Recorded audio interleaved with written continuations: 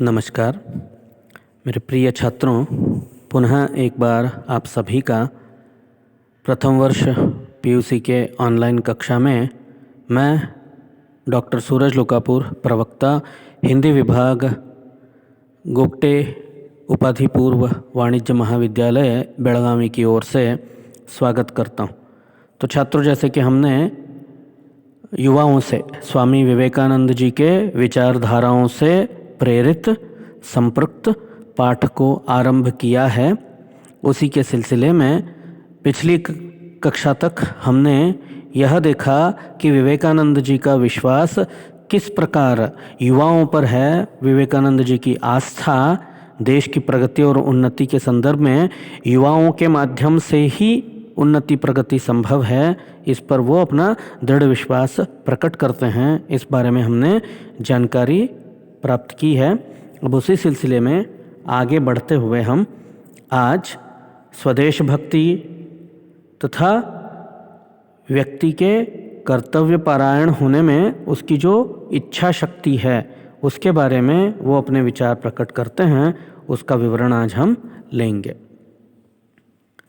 तो विवेकानंद कहते हैं, लोग स्वदेश भक्ति की चर्चा करते हैं, मैं स्वदेश भक्ति में विश्वास करता हूँ, पर स्वदेश भक्ति के संबंध में मेरा एक आदर्श है। तो छात्रों, जैसे आप गौर करेंगे, प्रत्येक स्थिति प्रत्येक संदर्भ में आदर्शवादिता को विवेकानंद सर्वोपरि रखते हैं। मतलब हमारे जीवन में कोई भी काम हम क्यों ना करें, उसका एक आदर्श स्वरूप होना ज़रूरी है। आइडियल स्टेटस, आदर्श स्वरूप अर्थात आइडियल स्टेटस। कोई भी काम हम ऐसे ही यूं ही करके ख़त्म नहीं कर सकते, उसका एक आदर्श रूप जो लोगों को प्रेरणा दे सके, लोगों का प्रोत्साहन कर सके, उस प्रकार हमें कोई भी कार्य करना है। इसके बारे में वो बार बार यहाँ पर हमें आगाह करते हैं। तो वो वही कहते हैं, लोग स्वदेश भक्ति की चर्चा करते हैं। People talk about national integrity, nationalism, patriotism, ये सारी चीज़ें जो हैं लोग सिर्फ इस पर चर्चा करते हैं, कोई अमल नहीं करता, कोई कार्य नहीं करता। लेकिन वो कहते हैं, मैं स्वदेश भक्ति में विश्वास करता हूँ और मेरा जो विश्वास है स्वदेश भक्ति के संबंध में वो एक आदर्श है। कैसे? बड़े काम करने के लिए 3 चीज़ों की आवश्यकता होती है। कोई भी बड़ा काम अगर आपको सिद्ध करना है तो उसके लिए 3 चीज़ें ज़रूरी हैं। बिना उन 3 चीज़ों के वो कार्य नहीं हो सकता। वो 3 चीज़ें कौन कौन सी हैं? पहला है बुद्धि, दूसरा है विचार शक्ति। ये दोनों तो प्रत्येक व्यक्ति में होते ही हैं, इसलिए वो कहते हैं बुद्धि और विचार शक्ति हम लोगों की थोड़ी सहायता कर सकती है। वह हमको थोड़ी दूर अग्रसर करा देती है और वहीं ठहर जाती है। किंतु जो तीसरी चीज़ है, हृदय के द्वारा उत्पन्न महाशक्ति की प्रेरणा जो होती है वह प्रेम है, और प्रेम असंभव को भी संभव कर देता है। तो यहाँ पर हम इसे स्पष्ट करेंगे। तो वो कहते हैं, एक तो चाहिए बुद्धि, दूसरा है विचार शक्ति, और तीसरी सबसे महत्वपूर्ण चीज़ है वो है प्रेम। किसी भी विषय, वस्तु, व्यक्ति या आसक्ति के संदर्भ में प्रेम का होना अनिवार्य है। बिना प्रेम के कोई भी कार्य सफल नहीं हो सकता। If there is no love and affection then no work will sustain, ये कहावत है। अगर प्रेम और तन्मयता नहीं है तो कोई भी कार्य सिद्ध नहीं हो सकता। कार्य पूर्ण हो जाएगा लेकिन सिद्धि नहीं हो पाती। इसलिए वो कहते हैं सिद्धि केवल प्रेम मात्र से संभव है, क्योंकि मनुष्य का स्वभाव है, जहाँ पर प्रेम होगा, आस्था होगी, विश्वास होगा, वहीं पर वो अपना संपूर्ण प्रतिभाग लेता है, अपना सर्वस्व समर्पित करता है। इसलिए वो कहते हैं प्रेम असंभव को भी संभव कर देता। जगत के सब रहस्यों का द्वार प्रेम ही है। इस संसार में अगर जो कुछ भी है उसकी परिपूर्णता केवल प्रेम मात्र से संभव है। अतः मेरे भावी संस्कारकों, मेरे भावी देशभक्तों, तुम हृदयवान बनो। क्यों? प्रेम हृदय की शक्ति है। क्या तुम हृदय से यह समझते हो कि देव और ऋषियों की करोड़ों संतानें पशुतुल्य हो गई हैं? अब वो फिर से प्रश्न करना शुरू करते हैं युवाओं से। तो मेरे प्रिय मित्रों सुनो, तुम देव और ऋषियों की संतानें हो।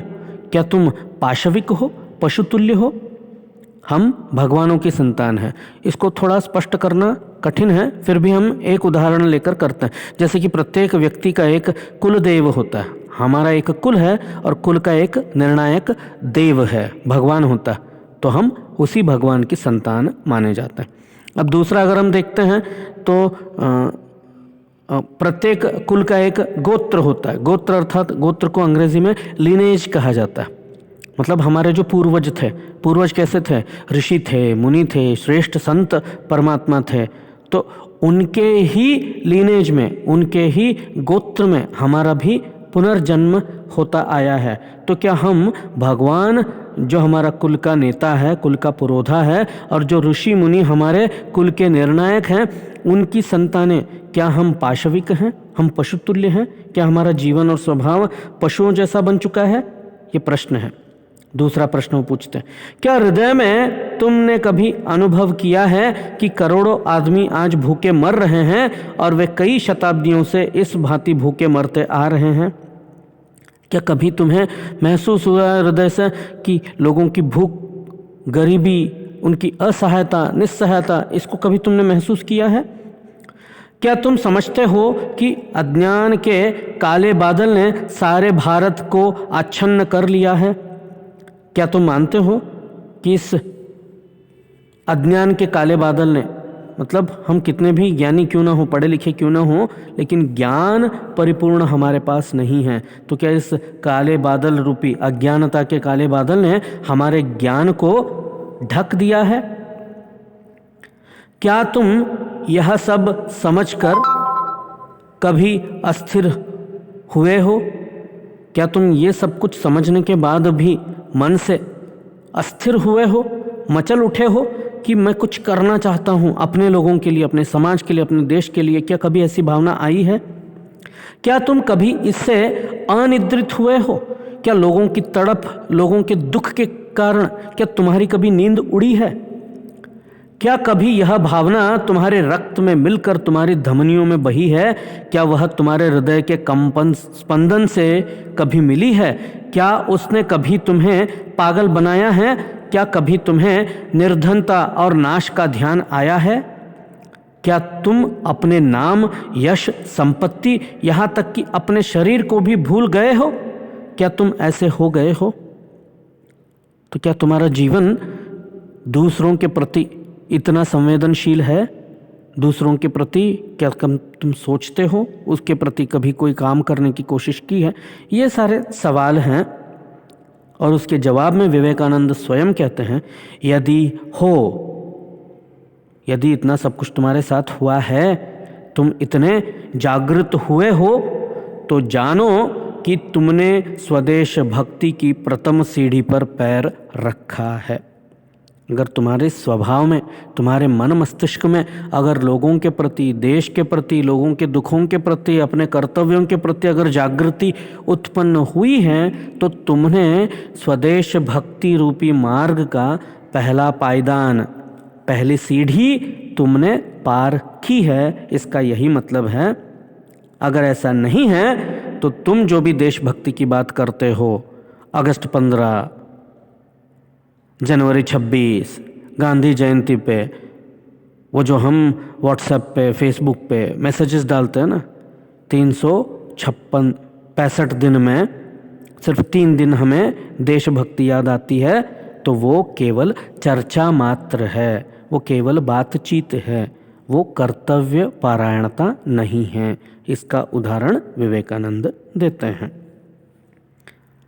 तो शायद किसी ने पूछा होगा उनके अमेरिका यात्रा के बारे में, उस पर भी विवेकानंद स्पष्टीकरण देते हैं।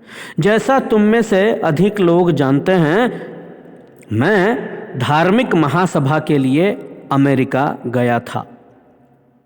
लेकिन विवेकानंद कहते हैं मैं अमेरिका धार्मिक महासभा के लिए नहीं गया था।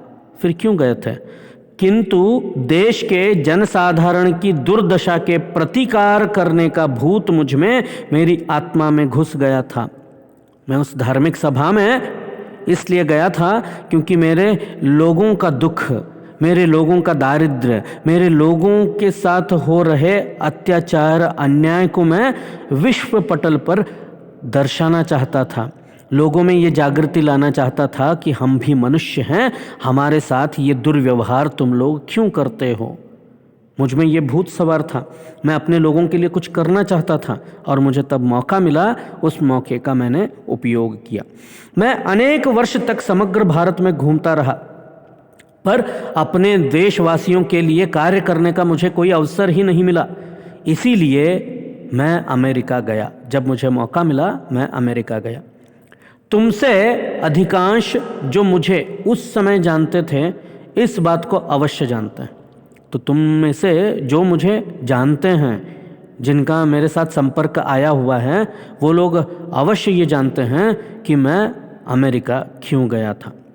इस धार्मिक महासभा की कौन परवाह करता था? यहाँ मेरे रक्त मांस स्वरूप जनसाधारण की दशा हीन होती जाती थी, उनकी कौन खबर ले? स्वदेश हितैषी होने की यह मेरी पहली सीढ़ी है, यह मेरी पहली यात्रा है। मैं स्वदेश हित के बारे में सोच रहा था, देश के जनसाधारण के बारे में सोच रहा था, इसलिए मैंने अपने कर्तव्य को जानकर मैंने अमेरिका सभा जो थी धार्मिक सभा, उसका उपयोग किया। फिर कहते हैं, उठो, जागो, स्वयं जागकर औरों को भी जगाओ, अपने नर जन्म को सफल करो। संस्कृत का श्लोक लेते हैं, इसीलिए वो उत्तिष्ठत जागृत प्राप्य वरान्निबोधतः अर्थ होता है उठो, जागो और तब तक रुको नहीं जब तक लक्ष्य प्राप्त न हो जाए। विवेकानंद जी का ये कोटेशन तो सर्वमान्य है, विश्वमान्य है। जो अपने आप में विश्वास नहीं करता वह नास्तिक है। अब आस्था अनास्था, आस्तिकता नास्तिकता। आस्तिक हम किसको कहते हैं? जिसे परमात्मा में, सृष्टि में, सृष्टिकर्ता में विश्वास है, उसे हम आस्तिक कहते हैं। और जो इन चीज़ों में विश्वास नहीं करता उसे हम नास्तिक कहते हैं। इसलिए वो कहते हैं जो अपने आप में विश्वास नहीं करता वही नास्तिक है। कारण छात्रों, व्यक्ति का आत्मा पर विश्वास होना ज़रूरी है। जिसको हम आत्मविश्वास कहते हैं, वो कोई प्रोडक्ट नहीं है, वो कोई वस्तु नहीं है। आत्मा में विश्वास, आत्मा की उपस्थिति में विश्वास होना ज़रूरी है। मान लो हम अगर मानते हैं ना आत्माएं नहीं होती, तो फिर हम जीवित कैसे हैं? हमारे शरीर के अंतर्गत एक आत्मा प्रणयन कर रही है, एक आत्मा संचार कर रही है, तभी हम जीवित हैं। अगर हम अपने होने पर विश्वास रखते हैं तो हमें अपने आत्मा पर भी विश्वास करना होगा। इसलिए वो कहते हैं तुम नर जन्म में आए हो, मनुष्य योनि में जन्म लिया है, मनुष्य माने जाते हो, उसमें भी साक्षात तुम नर रूपी हो, पुरुष हो। सही? तो पुरुष जन्म में जब तुम जन्म लिए हो तो अपने जीवन को, अपने जन्म को सफल करो। इसलिए वो कहते हैं जो अपने आप में विश्वास नहीं करता वही नास्तिक होता है। प्राचीन धर्मों ने भी कहा है वह नास्तिक है जो ईश्वर में विश्वास नहीं करता। नया धर्म यह कहता है वह नास्तिक है जो अपने आप में विश्वास नहीं करता। तो छात्रों यहाँ पर गौर कीजिए, धर्म दो प्रकार के हैं आज के संदर्भ में। एक पुराना धर्म है, पुराने रीति रिवाज, रूढ़ियाँ, पद्धतियाँ, आचरण, विश्वास। और दूसरा एक नया धर्म भी चल पड़ा है, आधुनिकता जिसको हम कहते हैं। तो आधुनिक जीवन शैली के चलते हैं आधुनिक धर्म क्या कहता है कि जो पुराने लोग कहते थे सब झूठ है, सब मिथ्याचार है, सब आडंबर है, सब अंधविश्वास है। ठीक है, तो नया धर्म क्या आपको अच्छी सीख दे रहा है? नहीं, नए धर्म ने तो मनुष्य को मनुष्य से पहचानना ही बंद करवा दिया है। मनुष्य स्वार्थी बनता जा रहा है। इसलिए वो कहते हैं पुराने धर्म की मान्यता के अनुसार नास्तिक वो है जिसे ईश्वर में विश्वास नहीं। और जब हम मानते हैं कि हम ईश्वर की ही संतान हैं, तो जो ईश्वर को नहीं मानता उसे अपने आप में भी कोई मान्यता नहीं होती या अपने आप पर भी उसे विश्वास नहीं होता। तो नए धर्म के अनुसार वही व्यक्ति नास्तिक है जो अपने आप में विश्वास नहीं करता। इसी को वो यहाँ पर समर्थन भी देते हैं। यह एक बड़ी सच्चाई है। जीवन की एक सबसे बड़ी सच्चाई क्या है? शक्ति ही जीवन है और कमजोरी ही मृत्यु। Strength is life, weakness is death. ये विवेकानंद जी का अद्भुत वाक्य है जो विश्व भर में अत्यंत प्रसिद्ध है, लोकप्रिय है। क्या? Strength is life, weakness is death. शक्ति ही जीवन, कमजोरी ही मृत्यु। शक्ति परम सुख है, जीवन अजर अमर है। कमजोरी कभी न हटने वाला बोझ और यंत्रणा है, कमजोरी ही मृत्यु। तो इसको एक उदाहरण देकर मैं समझाता हूँ। आप में अगर रक्त है, शक्ति है, सामर्थ्य है, हड्डियाँ मजबूत हैं, मांसपेशियाँ मजबूत हैं, सांस आप अच्छी तरह से ले सकते हो, आपका जीवन सुभद्र सुंदर रहेगा। आप रोगी हो, तड़प रहे हो, पेट में दर्द है, बदन में दर्द है, सर में दर्द है, जीवन क्या सुख रूप से अब जी पाओगे? नहीं। तो जीवन की शक्ति ही सुख है और जीवन में कमजोरी ही दुख है। जीवन में शक्ति ही जीवन की सार्थकता है, जीवन में कमजोरी ही जीवन का अंत है, अर्थात मृत्यु है। तो इस प्रकार विवेकानंद जी हमें क्या करना चाहिए, स्वदेश भक्ति का क्या आधार होता है, स्वदेश भक्ति किन आधारों पे हो सकती है, उसका समर्थन देते हुए बताते हैं।